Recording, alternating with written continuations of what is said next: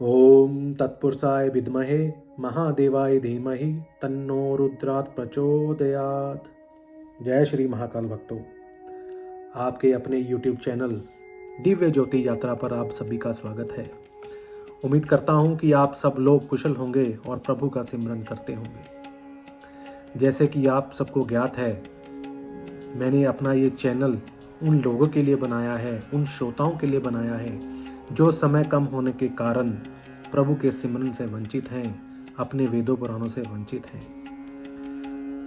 इस चैनल के द्वारा मैं ये चाहता हूँ कि समय ना होने के बावजूद भी लोग मेरे इस चैनल के थ्रू श्री शिव महापुराण का ज्ञान पा सकें, क्योंकि मैं भी इस ज्ञान से वंचित था और कभी भी ऐसा इनिशिएटिव किसी ने नहीं लिया।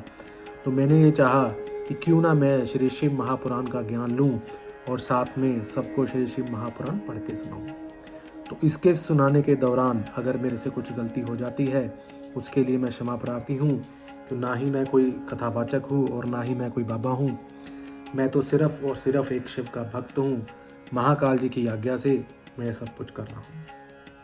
तो जैसे कि हमने श्री शिव महापुराण में विदेश्वर संहिता का अभी श्रवण किया है, तो उससे हमें अभी यही ज्ञान हुआ है कि जो शंकर हैं वो ही सत्य के पदार्थ हैं, और भगवान शंकर का श्रवण, कीर्तन, मनन, ये तीन महत्व साधन कहे गए हैं और ये तीनों ही वेद समस्त हैं। तो उनको हमें किस प्रकार पाना है, उसके लिए हमें आगे बहुत सी ऐसी घटनाएं, बहुत सी ऐसे विचार, बहुत सी ऐसी साधनाओं का पता चलेगा जो कि शिव महापुराण से हमें ज्ञात होगा। तो आइए शुरू करते हैं हमारा अगला अध्याय, जिसमें भगवान शिव के लिंग एवं साकार विग्रह की पूजा के रहस्य तथा महत्व का वर्णन बताया गया है। सूर्य जी कहते हैं कि शौनक, जो श्रवण, कीर्तन और मनन, इन तीन साधनों को अनुष्ठान में समर्थ ना हो, वह भगवान शंकर के लिंग एवं मूर्ति की स्थापना करके नित्य उसकी पूजा करे तो संसार सागर से पार हो सकता है। वंचना अथवा छल ना करते हुए अपनी शक्ति के अनुसार धन राशि ले जाए और उसे श्री शिवलिंग अथवा शिव मूर्ति की सेवा के लिए अर्पित कर दे। साथ में ही निरंतर उस लिंग एवं मूर्ति की पूजा भी करे। उसके लिए भक्ति भाव से मंडप, गोपुर, तीर्थ, मठ एवं क्षेत्र की स्थापना करे तथा उत्सव रचाए।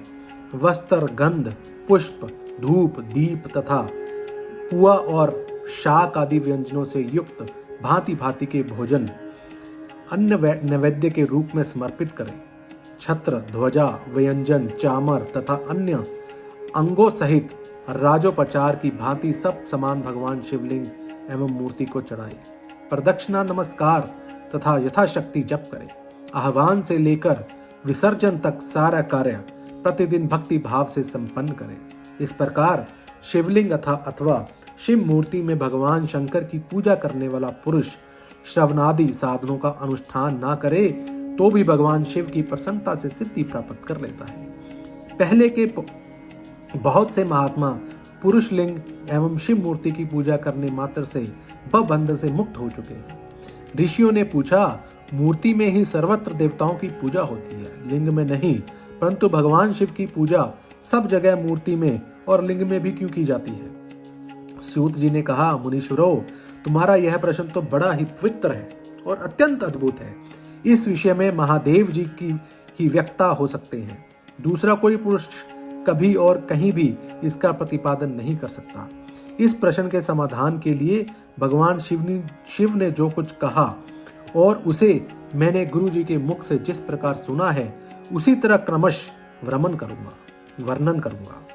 एकमात्र भगवान शिव ही ब्रह्म रूप होने के कारण निष्कल, निराकार कहे गए हैं। रूपवान होने के कारण उन्हें सकल भी कहा गया है, इसलिए वे सकल और निष्कल दोनों हैं। शिव के निष्कल निराकार होने के कारण ही उनकी पूजा का आधारभूत लिंग भी निराकार ही प्राप्त हुआ है, अर्थात शिवलिंग शिव के निराकार स्वरूप का प्रतीक है। इसमें मैं थोड़ा सा आपको कुछ कहना चाहूंगा कि कुछ लोगों के मन में गलत धारणाएं हैं शिवलिंग को लेकर। तो ये गलत धारणाएं इस अध्याय से पूर्णतः निष्फल हो जाएंगी कि शिव का जो शिवलिंग है वो शिव के निराकार स्वरूप का प्रतीक है। इसी तरह शिव के सकल या साकार होने के कारण उनकी पूजा का आधार पूर्ण विग्रह साकार प्राप्त होता है, अर्थात शिव का साकार विग्रह उनके साकार स्वरूप का प्रतीक होता है। सकल और अकल समस्त अंग आकार सहित साकार और अंग आकार से सर्वथा रहित निराकार रूप होने से वे ही ब्रह्मा शब्द से कहे जाने वाले परमात्मा हैं।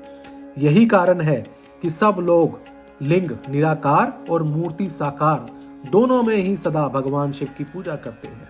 शिव से भिन्न जो दूसरे देवता हैं वे साक्षात ब्रह्मा नहीं हैं, इसलिए कहीं भी उनके लिए निराकार लिंग नहीं उपलब्ध होता। पूर्व काल में बुद्धिमान ब्रह्मा पुत्र सनत कुमार मुनि ने मंदराचल पर्वत नंदिकेश्वर से इसी प्रकार कर प्रश्न किया था। संत कुमार बोले, भगवान शिव से भिन्न जो देवता हैं उन सब की पूजा के लिए सर्वत्र प्राय वेर मूर्ति मात्र ही अधिक संख्या में देखा और सुना जाता है। केवल मेरे भगवान भोलेनाथ की पूजा में लिंग और वेर दोनों का उपयोग देखने में आता है। अतः कल्याण में नंदिकेश्वर इस विषय में जो तत्व की बात हो उसे मुझे इस प्रकार बताइए जिससे अच्छी तरह समझ में आ जाए। नंदिकेश्वर जी ने कहा, निष्पाप ब्रह्म कुमार, आपके इस प्रश्न का हम जैसे लोगों के द्वारा कोई उत्तर नहीं दिया जा सकता, क्योंकि यह गोपनीय विषय है और लिंग साक्षात ब्रह्मा का प्रतीक है। तथापि आप शिव भक्त हैं, इसलिए इस विषय में भगवान शिव ने जो कुछ बताया है उसे ही आपके समक्ष कहता हूँ।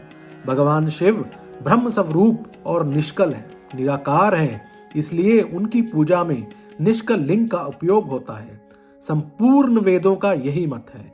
सनत कुमार बोले, महाभाग योगेंद्र, आपने भगवान शिव तथा दूसरे देवताओं के पूजन में लिंग और वेर के प्रचार का जो रहस्य विभाग पूर्वक बताया है वह यथार्थ है। इसलिए लिंग और वेर की आदि उत्पत्ति का जो उत्तम वृत्तांत है उसी को मैं इस समय सुनना चाहता हूँ।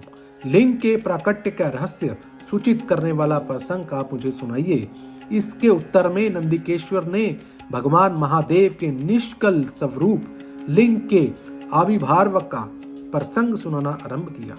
उन्होंने ब्रह्मा तथा विष्णु भगवान के विवाद, देवताओं की व्याकुलता एवं चिंता, देवताओं का दिव्य कैलाश शिखर पर गमन, उनके द्वारा चंद्रशेखर महादेव का सत्वन, देवताओं से प्रेरित हुए महादेव जी का ब्रह्मा और विष्णु के विवाद स्थल में आगमन तथा दोनों के बीच में निष्कल आदि अंतरहित भीषण अग्निमस्त भक्त से रूप में उनका अविभाव आदि प्रसंगों की कथा कही।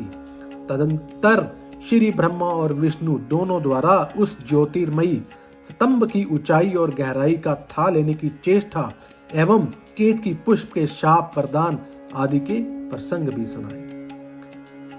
तो दर्शकों, ये था हमारा आज का अध्याय, जिसके अंदर हमने शिवलिंग के बारे में समझा कि शिवलिंग भगवान भोलेनाथ का एक प्रतीक है और भगवान भोलेनाथ ही ऐसे हैं जो साकार और निराकार हैं। तो सिर्फ और सिर्फ भगवान शंकर ही ऐसे देवता हैं जिनकी दो रूपों में पूजा की जाती है। तो जिन भाई बंधुओं के मन में ये शंका थी कि प्रभु शिव के पास ही सिर्फ एक लिंग है और इसको गलत उससे जोड़ते थे, तो उनके लिए ये आंसर है कि शिवलिंग जो है वो शिव का ही एक प्रतिबिंब है जिसकी हम आराधना करते हैं। तो आप सबसे अब आज्ञा चाहता हूँ, अगर आपको मेरा ये प्रयत्न अच्छा लग रहा हो तो कृपया मेरे इस चैनल को सब्सक्राइब करिए और ज़्यादा से ज़्यादा लोगों के पास शेयर कीजिए और कमेंट करके बताइए अगर मेरे को इसमें कुछ भी और बदलना हो और अगर मैं कुछ गलती कर रहा हूँ उसके लिए मैं क्षमा प्रार्थी हूँ। मैं फिर से बोलता हूँ, ना ही मैं कोई बाबा हूँ और ना ही कथावाचक हूँ, सिर्फ एक शिव का भक्त हूँ जो शिव का नाम लेना चाहता है और शिव के दिए हुए इस ज्ञान को ग्रहित करना चाहता है। जय श्री महाकाल।